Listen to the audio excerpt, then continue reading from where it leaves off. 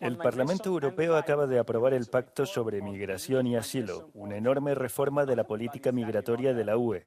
Pero no todo el mundo está contento. Algunos países de la UE no quieren reubicar a ningún solicitante de asilo en sus territorios, mientras que ONGs y activistas denuncian una posible violación de los derechos humanos. Lo debatimos con la comisaria europea de Interior, Ylva Johansson, en The Global Conversation. Comisaria Johansson, muchas gracias por hablar con Euronews. El Parlamento Europeo acaba de aprobar el Pacto sobre Migración y Asilo. ¿Qué significa para la política migratoria de la UE? Significa mucho. Es un logro enorme. Es la primera vez que somos capaces de llegar a un enfoque europeo común y global en materia de migración y asilo. Eso significa también que hemos recuperado la confianza entre los Estados miembros, pero también entre el Consejo y el Parlamento.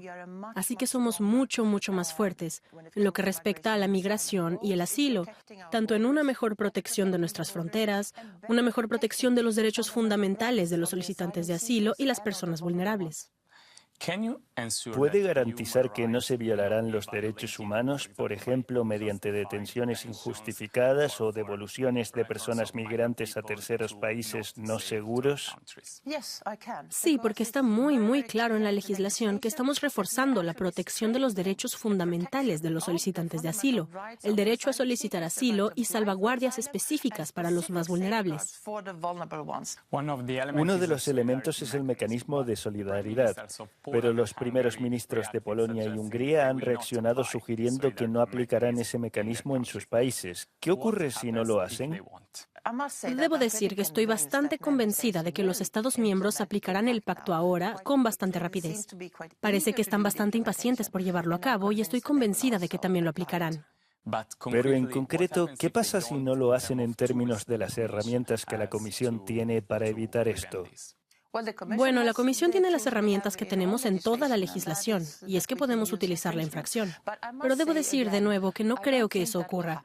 Así que los que dicen no haremos reubicación obligatoria están hablando de otra cosa, porque eso no es lo que está en el pacto. El Fondo de Solidaridad prevé 30.000 reubicaciones al año de migrantes que entran irregularmente en la UE. El año pasado, Frontex informó de más de 380.000 cruces irregulares. ¿No teme que esto no sea suficiente? No, esto es enorme. Quiero decir, cuando nosotros, por ejemplo, hicimos la reubicación después del incendio en Moria, si recuerdas, hace unos años, hubo una enorme reubicación que se llevó a cabo, especialmente con los menores no acompañados durante muchos años. Reubicamos a 5.000, así que 30.000 al año es realmente enorme. 2023 ha sido el año más mortífero en el mar Mediterráneo desde 2017. Han muerto más de 3.000 migrantes. ¿Cómo puede cambiar esto el pacto, dado que en él no hay ninguna misión europea de búsqueda y rescate? Combatir a los traficantes es lo más importante para evitar esta trágica pérdida de vidas. Y por eso inicié esta Alianza Mundial para luchar contra el tráfico de migrantes en noviembre del año pasado. Presenté una nueva legislación en este ámbito. La otra cosa importante que tenemos que hacer es intensificar la migración legal. Somos una sociedad envejecida en Europa. Necesitamos inmigrantes, pero tienen que venir de forma ordenada. Pero una vez que los migrantes están en los barcos, ¿por qué no rescatarlos? Por supuesto que deben ser rescatados si están en peligro.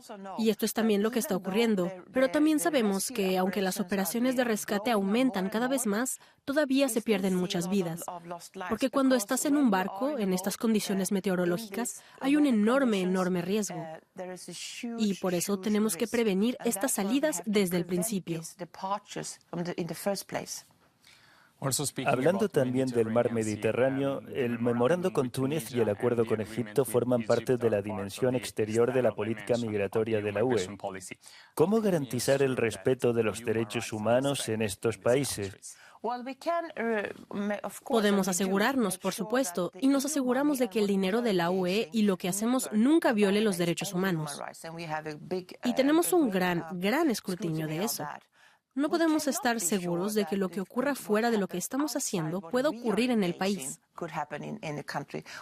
Conocemos a nuestros vecinos y tenemos que trabajar con ellos para intentar mejorar las cosas. Y no podemos esperar que se resuelvan todos los problemas de un país, porque también tenemos que trabajar con ellos para ayudarles a resolver los retos a los que se enfrentan. El dinero de la UE y los proyectos en los que participamos se someten a un estricto escrutinio sobre el uso que hacemos de nuestro dinero y el tipo de proyectos en los que participamos. Desde 2017, la UE ha destinado 59 millones de euros a financiar la gestión de las fronteras y la migración en Libia. Pero la Guardia Costera Libia tiene un historial de violaciones de los derechos humanos. La semana pasada disparó contra una ONG europea que estaba llevando a cabo una operación de rescate y no es la primera vez. ¿Considera entonces que la cooperación con Libia ha sido un fracaso o no?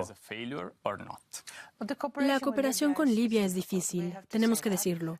Y tenemos opiniones firmes, por ejemplo, cuando se trata de estos centros de detención que son horribles. Algunos de ellos están realmente en condiciones inaceptables. Así que estamos rescatando refugiados de Libia, llevándolos en este mecanismo de tránsito de emergencia a países más seguros, donde pueden ser reubicados en Estados miembros o en otros terceros países.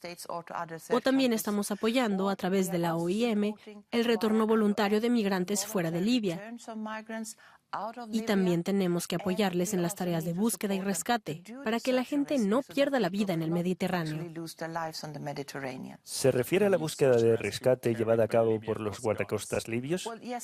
Pues sí, también son los que tuvieron que hacer la búsqueda o el rescate, pero luego estamos criticando lo que pasó con la gente después. Porque en estos centros a los que se les suele llevar, sabemos que las condiciones son muy nefastas.